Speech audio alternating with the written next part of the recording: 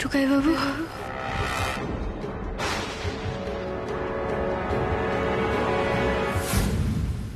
টুকাই বাবু কই? কোথায়? উর্মি, তোমরা এখানে কেন?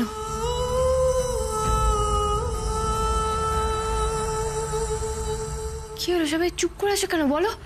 হ্যাঁ, এরকম করিস না মা, তুই একটু শান্ত হ।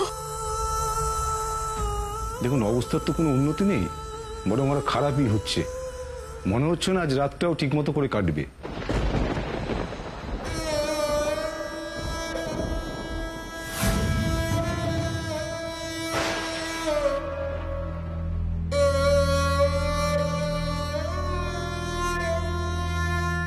চলে গেল? আমাকে আমাকে না বলে চলে গেল? এরকমটা তো কথা ছিল না। ও তো বলেছিল আমাকে নিয়ে যাবে। অসম্ভব, আমি এভাবে এখানে থাকতে পারবো না। আমি টুকাই বাবুর সাথে যাবো। আমাকে যেতে দাও। মা এরকম করে না, এরকম করতে না না, কি করে হবে? ও তুমি একটু শান্ত হও। মোমো দিদি ও তো প্রমিস করেছিল আমাকে আমাকে না নিয়ে কোথাও যাবে না। আমি টুকাই বাবুর কাছে যাবো। আমার কথাটা শোনো, আমার কথাটা শোনো। করো না, একটু শান্ত হও। দেখো ওইদিকে একবার তাকিয়ে দেখো। অসম্ভব, আমি ওদিকে দেখতে পারবো না।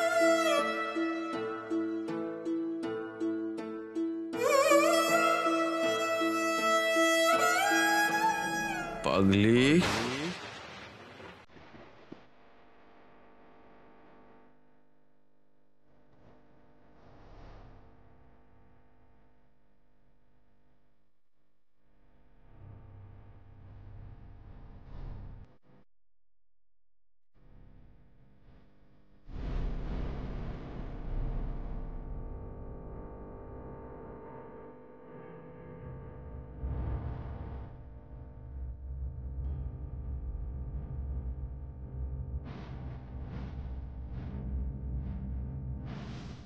আমি তোমাকে ছেড়ে কোথাও যাব না।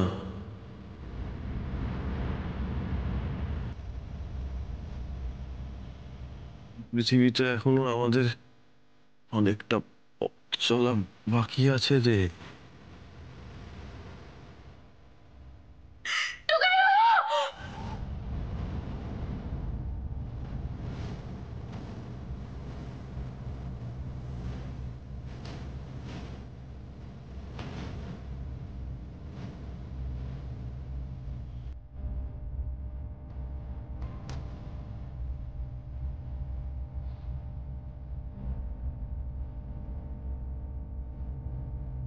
এটা কিন্তু সত্যি মিরাকেল বলতে হবে। যে অবস্থা থেকে উনি রিকভার করেছেন, unbelievable. Right now he is out of danger.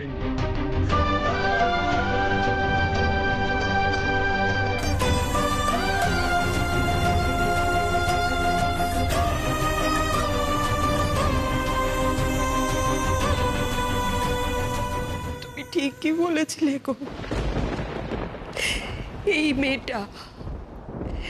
এই মেয়েটার জন্য সবকিছু সম্ভব হলো।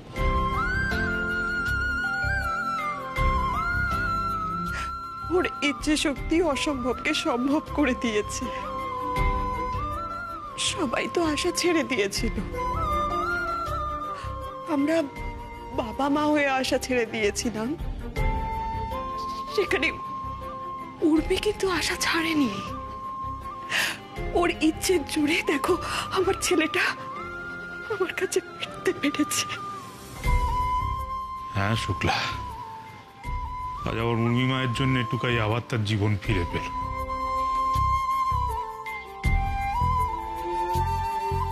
মারে, তোর কাছে আমাদের ঋণের আর কোনো শেষ রইল না।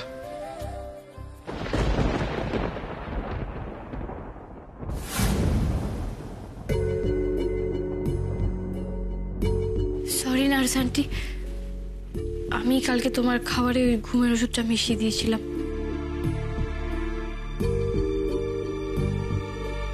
কি করবো বলো, না মেশালে তো তুমি আমাকে টুকাই বাবুর ঘরে আসতে দিতে না। তুমি আমাকে এখন এখান থেকে নিয়ে চলে যাবে, তাই না? সত্যি বলছি, আমি এত বছর কাজ করছি, তোমার মতন আমি কাউকে দেখিনি। তুমি তোমার হাজবেন্ডের কাছে আসার জন্য কি কি না করলে, বাপরে বাপ, আমাকে পর্যন্ত ঘুমের ওষুধ খাইয়ে দিলে।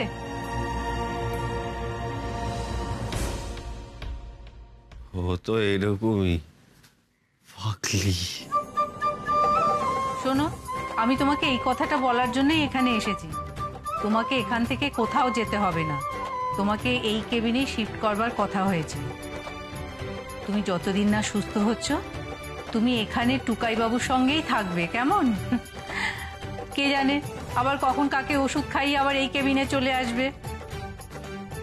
আমরা বাবা তোমার উপরে এত নজর রাখতে পারবো না।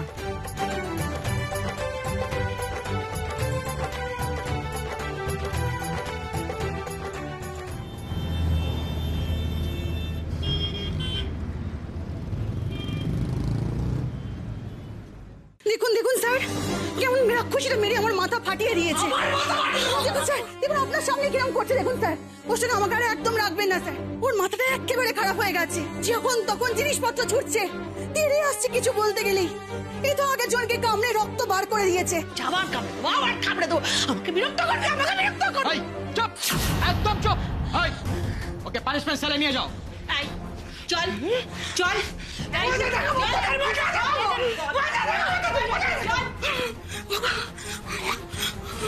আচ্ছা স্যার, আপনার কি সত্যি মনে হয় এরকম অবস্থায় এ মার্ডারের প্ল্যান করতে পারে?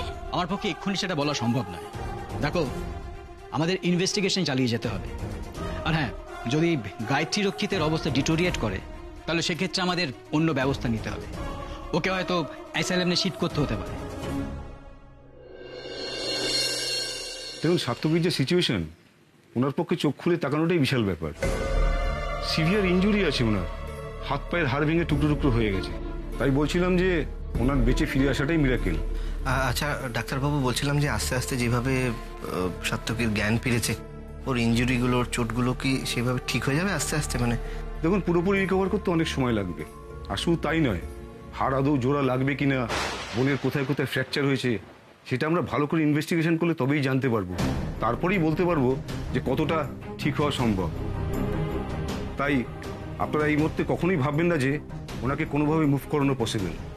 ওনাকে বসাতে গেলেও কিন্তু ধরে ধরে বসাতে হবে, আর হাঁটার তো প্রশ্নই উঠছে না। তবে আমরা আমাদের তরফ থেকে চেষ্টা করে যাচ্ছি, ট্রিটমেন্টও চালিয়ে যাচ্ছি। তবে আপনাদেরও ধৈর্য রাখতে হবে, কারণ এই মুহূর্তে নিশ্চিত করে আপনাদের কিছু বলা আমাদের সম্ভব না। গোপালের আশীর্বাদে আমার ছেলেটা যে ফিরে এসেছে, এটাই অনেক ডাক্তারবাবু।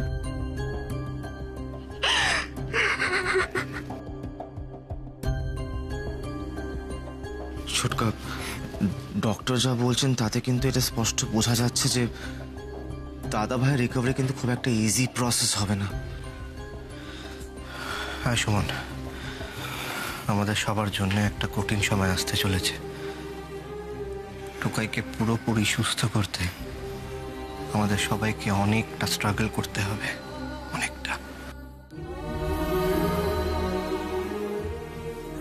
জানো টুকাই বাবু, ওই যে রাগী নার্স আন্টি আছে, আমাকে কিরম কিরম ওষুধ খাইয়েছে। এবেলা ওবেলা সেবেলা আর অন্য কোনো বেলা থাকলে 4 বেলা ধরে আমাকে ওষুধ খাইয়েছে। ওই একটা সাদা ছিল, একটা লাল ছিল, একটা হলুদ ছিল, আর সব থেকে খারাপ ছিল পিঙ্ক কালারের ওষুধটা খেতে। আর খুব বাজে বাজে সিরাপও খাইয়েছে জানো, মানে খুব বাজে খেতে। পাইনঅ্যাপেল ফ্লেভারের সিরাপ টুকাই বাবু, আমার তো বিচ্ছিরি লাগে পাইনঅ্যাপেল ফ্লেভারের সিরাপ খেতে। তুমি আর কি বুঝবে, যত অত্যাচার সব আমার উপর দিয়েই হয়েছে। তোমাকেও কিন্তু যথেষ্ট ইঞ্জেকশন দেওয়া হয়েছে, কিন্তু তোমার জ্ঞান ছিল না বলে তুমি কিছু টের পাওনি। এবার টের পাবে টুকাই বাবু। যখন এরকম প্যাট প্যাট করে ইঞ্জেকশনগুলো দেবে না, তখন খুব লাগে, আর লাগলে তুমি চিৎকার করবে, বলবে আমার ছাড়ুন, আমার লাগছে, আমি বাড়ি যাবো। আরে বাবা, তুমি জানো আমি সিনেমায় দেখেছি এরকম হয়। পেশেন্টরা যদি এইভাবে ডাক্তারদের বারবার ইরিটেট করতে থাকে, ডাক্তাররাও ফার্স্ট এড হয়ে পেশেন্টদের ছেড়ে দেয়। কোনো সিনেমায় এরকম হয় না। হয় নার্স আন্টি, খুব হয়। তুমি কটা সিনেমা দেখেছো বলো? জানো টুকাই বাবু, মোমো দিদি এসেছিল। মোমো দিদি এখানে এসে তোমাকে রাখি পরিয়ে দিয়ে গেছে। হ্যাঁ, তোমার জন্য প্রেও করেছে। তার আহা, তুমি এটা কি করলে বলো তো টুকাই বাবু? বাড়িতে জন্মাষ্টমী হয়েছে, গোপুর বার্থডে সেলিব্রেট হয়েছে, কিন্তু তুমি তো এভাবে এখানে ছিলে, এনজয় তো করতে পারোনি। কিন্তু মা এসেছিল, গোপুর ফুল নিয়ে এসেছিল তোমার জন্য। সত্যি টুকাই বাবু, তুমি কি বলো তো, মানে তোমার কোনো আক্কেল নেই। তুমি এভাবে শুয়ে থেকে আমাদেরকে এত ভয় পাইয়ে দিয়েছিলে। কি ভেবেছিলে তুমি যে আমাকে ফাঁকি দিয়ে তুমি চলে যাবে? ভয় তো আমি পেয়েছিলাম উর্মি। যখন তুমি চোখের সামনে এরকম মাটিতে আছাড় খেয়ে পড়লে তখনই আমার প্রাণটা বেরিয়ে গেছিল, মরে গেছিলাম আমি। তো তারপরে যে কিভাবে চোখ খুললাম, বেঁচে ফিরে এলাম জানি না। চুপ, একদম আজে বাজে কথা বলবে না। মরে গেছিলাম আবার কি কথা? তুমি কি ভেবেছো তুমি মরে গিয়ে খুব শান্তি পাবে বুঝি? তুমি যেখানে যেখানে যাবে আমিও সেখানে সেখানে ঠিক চলে যাব। তারপর এমনি ঠেক করে তোমার ঘাটটা ধরবো, ধরে তারপর তোমায় নিয়ে আসবো। হেসো না তো, কদিন যা ভয় দেখিয়ে দিয়েছিলে। উফ, সত্যি বাবা, তোমার উপর না আমার আর কোনো ভরসা নেই জানো তো। এবার তোমাকে দিয়ে না একটা জোরদার প্রমিস করাতে হবে। চলো চলো, প্রমিস করো আমাকে। প্রমিস করো আর বলো যে তুমি আমাকে ছেড়ে আর কখনো কোথাও যাবে না। প্রমিস করো, প্রমিস করো।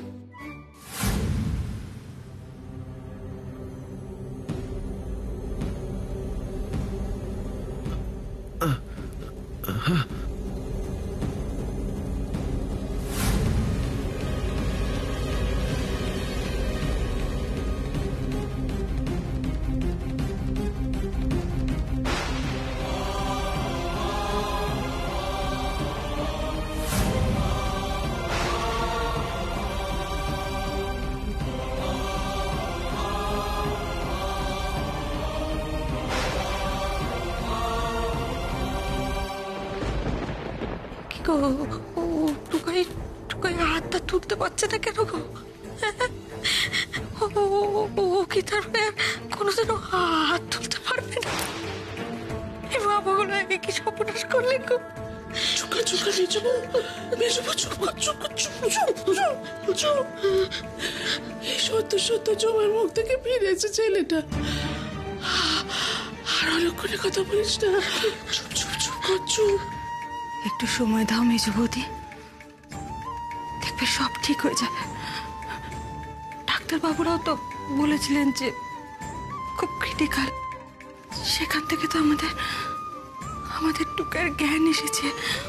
ও তো একটু আগের থেকে ভালো আছে বলো। দেখো একটু সময় দিলে আমার বিশ্বাস যে ও আবার হাঁটাচলাও করতে পারবে, ও সব করতে পারবে, সব।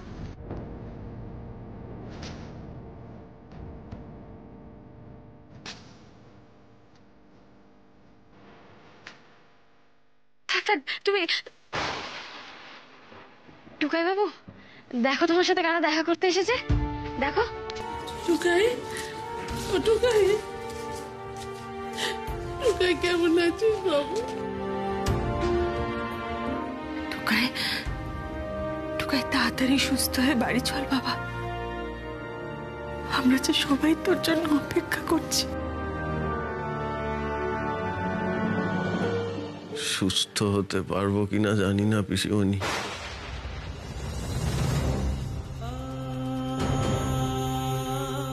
দেখো না, আমার তো হাত পা নিচ থেকে নাড়ানোরই ক্ষমতা নেই। সারা জীবন বোধহয় আমাকে এরকমই থেকে যেতে হবে। আমি তোমাকে বলেছি না তুমি একদম সুস্থ হয়ে যাবে? এসব কথা কেন বলছো তুমি? তুমি সুস্থ হয়ে নিজের পায়ে হেঁটে তারপর বাড়ি যাবে।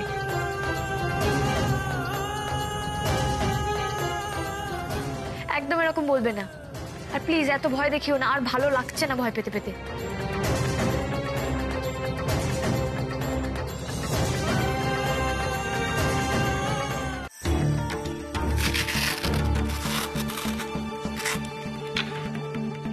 প্রাথমিকভাবে যা যা চেক আপ করার সেগুলো তো আমরা দেখলাম। কি বুঝছেন অবস্থা? আপনি তো নিজেই দেখলেন, প্রচন্ড ভায়োলেন্ট হয়ে আছে, জেলে রাখা যাচ্ছে না, সবাইকে অ্যাটাক করছে। ইনফ্যাক্ট কালকে তো একজনকে মেরে মাথা ফাটিয়ে দিয়েছে, আঁচড়ে দিচ্ছে, কামড়ে দিচ্ছে। অ্যাকচুয়ালি আমাদের আরো কিছু টেস্ট করতে হবে, নাহলে এখনই কিছু বলতে পারছি না। তবে হ্যাঁ, সমস্যা তো একটা কোথাও কিছু নিশ্চয়ই হচ্ছেই, নাহলে বিহেভিয়ারে এত চেঞ্জেস আসবে কেন? এখন সেটা সাময়িক নাকি পার্মানেন্টলি ড্যামেজ করেছে নার্ভাস সিস্টেমকে, সেটা একটু বুঝতে হবে। ওকে,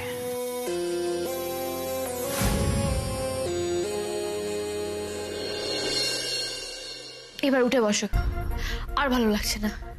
তুমি তো সারাদিন দৌড়োদৌড়ি করে বেড়ানোর মানুষ, তুমি এরকম ভাবে সারাদিন শুয়ে থাকলে ভাল লাগে? আমি তো উঠে আছি, আমি ছুটোছুটি করতে পারছি, তুমি কেন পারবে না টুকাই বাবু? ওঠো ওঠো। তোমার যা এনার্জি আমি কোনোদিনই সেটাকে ম্যাচ করাতে পারবো না অরুণ। আমি চেষ্টা করছি, আমি আপ্রাণ চেষ্টা করছি, বিশ্বাস করো। মানে আমি ভেতরে ভেতরে ভেতরে কতটা কতটা পরিশ্রম করছি তা তুমি জানো না, কিন্তু আমি পেরে উঠছি না, প্রচন্ড কষ্ট হচ্ছে জানো তো। আসলে আমি না ঠিক জোর পাচ্ছি না। এই দেখো না, আমি যে উঠে বসবো সেই ক্ষমতাটুকু আমার মধ্যে নেই। নিজেকে কেমন একটা জড় পদার্থ মনে হচ্ছে। এখন যদি আমার গায়ে কোনো মশাও বসে সেটুকু মারার ক্ষমতা আমার নেই। এর থেকে বড় অসহায়তা আর কি হতে পারে বলো তো? কিন্তু তুমি একদিন ঠিক সব পারবে টুকাই বাবু। আরে হয়তো একটু সময় লাগবে, কিন্তু তুমি পারো না এমন কোনো কাজ হতেই পারে না। তোমাদেরকে রাখা হয়েছে একসঙ্গে এত কথা বলার জন্য? যাও ঘুমোতে যাও, গিয়ে সব কথা বাড়িতে গিয়ে হবে। যাও যাও, এই নিন, হাঁ করুন তো।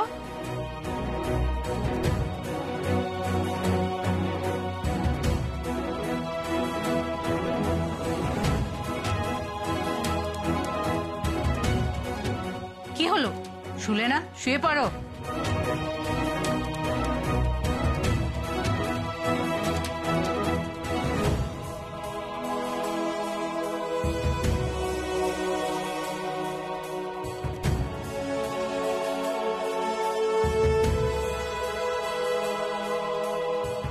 তোমার মনের অবস্থা আমি বুঝতে পারছি টুকাই বাবু। আমি জানি তোমার কতখানি মন খারাপ করছে, কিন্তু দেখো আমি তোমাকে প্রমিস করছি তোমার মুখের হাসি আমি একদিন ঠিক ফিরিয়ে আনবো, আনবোই আনবো। তোমাকে আমি এত কষ্ট পেতে দেব না।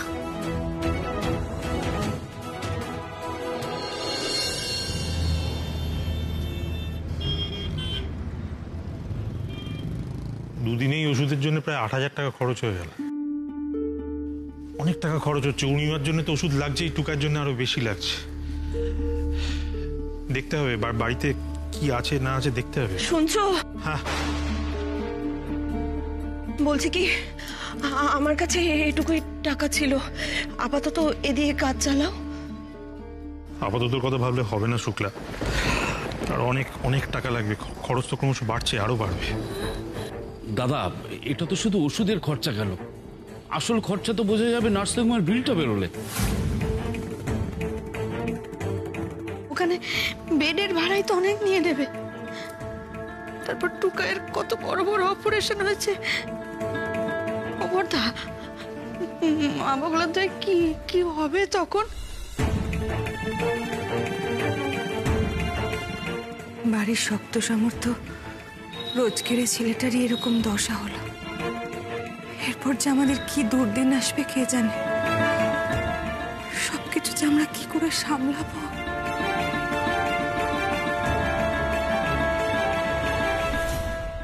হ্যাঁ হ্যাঁ হ্যাঁ, আচ্ছা এই নিন, মাথাটা আস্তে আস্তে তুলুন। এই নিন জল জল। আহা আ, আস্তে আস্তে, হ্যাঁ শুয়ে পড়ুন। ওকে,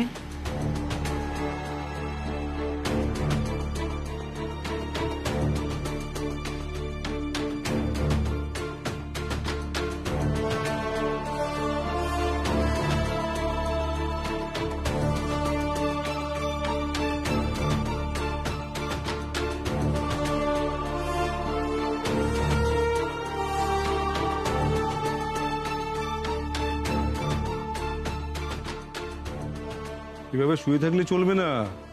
আপনি আস্তে আস্তে উঠে বসার চেষ্টা করুন। জানি প্রথম প্রথম কষ্ট হবে, কিন্তু চেষ্টাটা তো চালাতে হবে।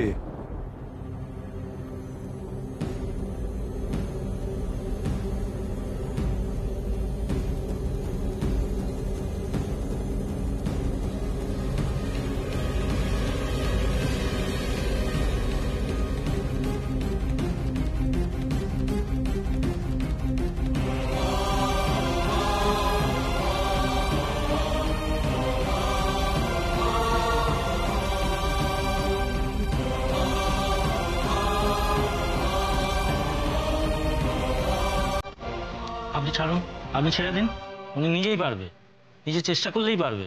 হ্যাঁ বেশ তো, পারবে টুকাইবাবু পারবে, তুমি ট্রাই করো, তুমি ঠিক পারবে।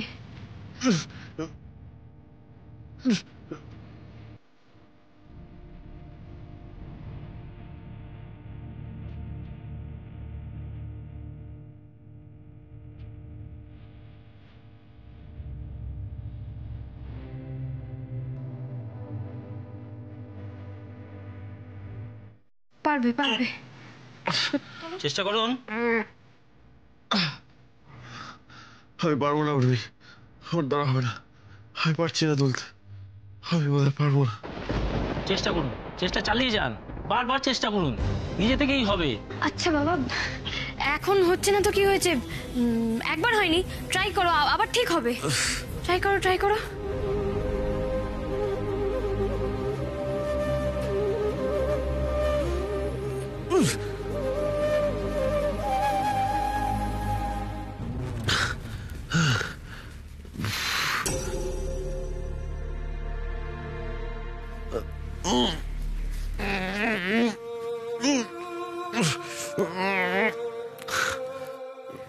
আরে এরকম মুখ ভার করে আছিস কেন টুকটুক?